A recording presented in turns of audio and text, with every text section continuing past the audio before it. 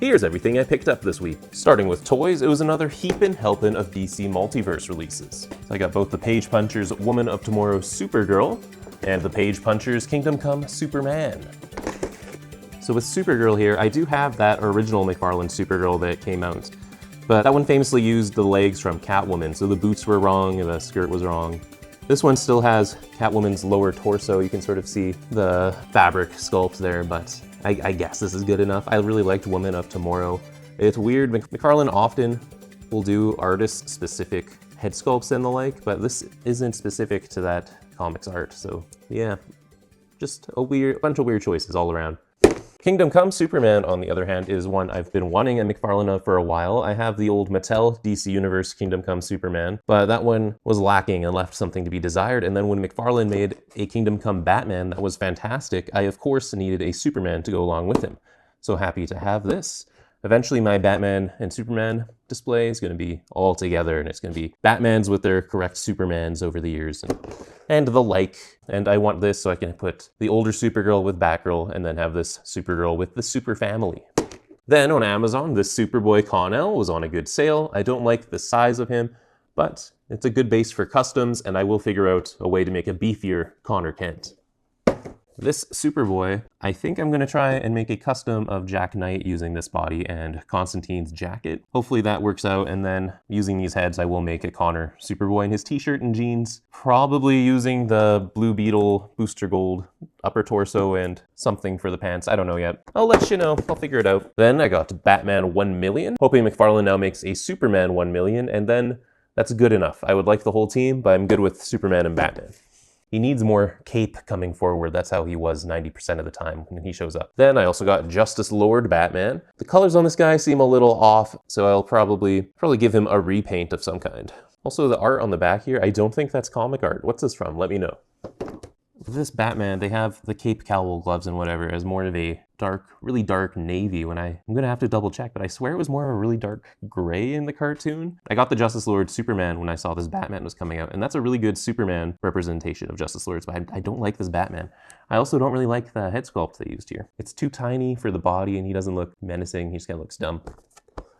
Then finally, I got the full wave of the newest McFarlane digital DC Multiverse stuff. So this was an online order, and I ended up getting the Platinum of Two-Face. That's pretty neat. I do still want the classic Silver Age Two-Face, though. I like the green and orange, bright purple.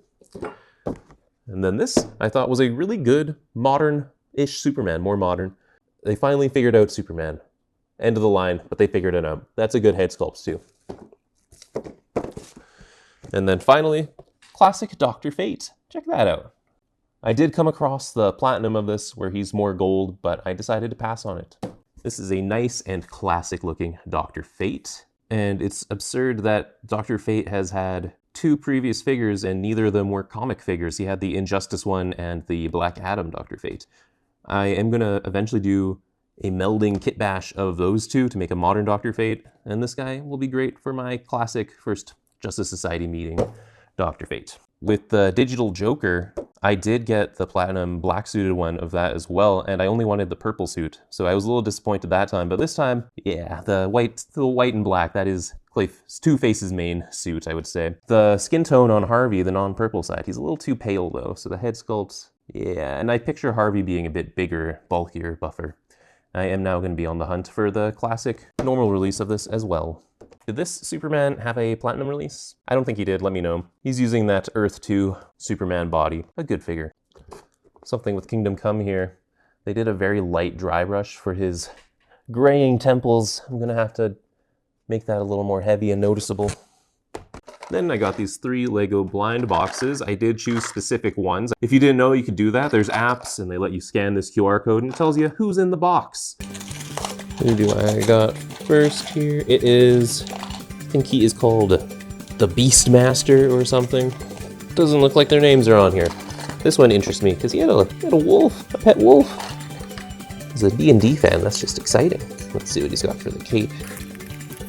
Can't really describe that one. O-face, I guess, and this one is pretty murky. Let's go with that one. A lot more personality.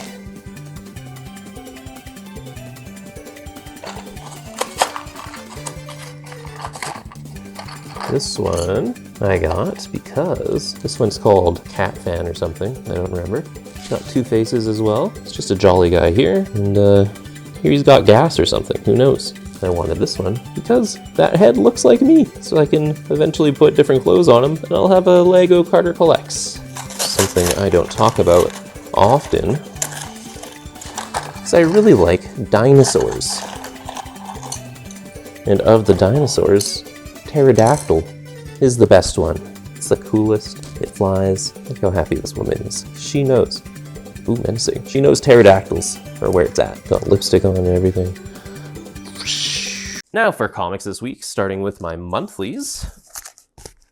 I have the newest issue of Superman here. Justice League Unlimited with We Are Yesterday crossover. Part 2. Green Lantern, issue 22. Newest issue of Hush 2 with Batman 159.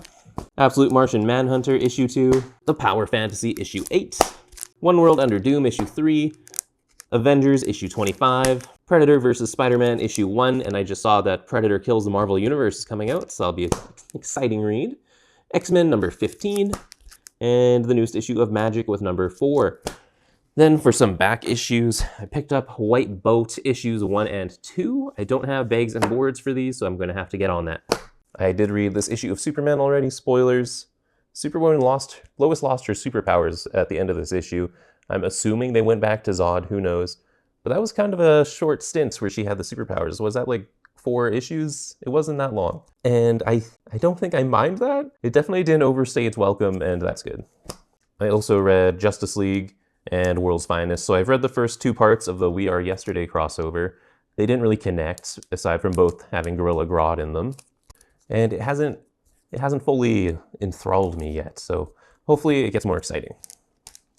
Then for a manga, I got Prison School Volume 2, and I now have the entirety of this series in manga. And then I have Dynamite Never Dies, and my hot take is Dynamite is better than both Marvel Zombies and Deceased, so I'm excited to read the 3rd story in this saga. Fred Van Lent is who writes Dynamite, the 3 Dynamite volumes, and he's also written Marvel Zombies. I think he wrote 3, 4, and 5. So he has a lot of experience doing zombie comic characters, and I love the first Marvel Zombies. I hadn't read anything with Peter Cannon Thunderbolt before, and he made Peter Cannon Thunderbolt a really cool character. Dynamite has a larger library of known characters than people often expect they do. So Evil Ernie is Smiley. Oh, and Evil Ernie himself. They played a pretty big role in the first Dynamite, and then the second one stars Ashley Williams fighting the zombie heroes, and it's just a good series. I do recommend. I don't think everyone's always talking about Deceased. This doesn't get enough talk. And then finally, for a compendium, I got Sandman Mystery Theater Compendium 1. This came out in roughly the same era as Starman by James Robinson, and it is by Matt Wagner. Those are just 2 good things. I really like compendiums because they often will collect more issues than an omnibus does, and for a fraction of the price. So an omnibus of this, I want to say, would be like $150, and I got this for $60. I am into trades more for reading than collecting, which I know isn't always the case, because when you have a bunch of omnibuses lined up on a shelf, that does look awesome. I do respect that. I just don't have the funds to do it myself. If I can't get it any other way, I will get a story in an omnibus. So there's everything I picked up. Let me know what you're reading and what you want to see reviewed first.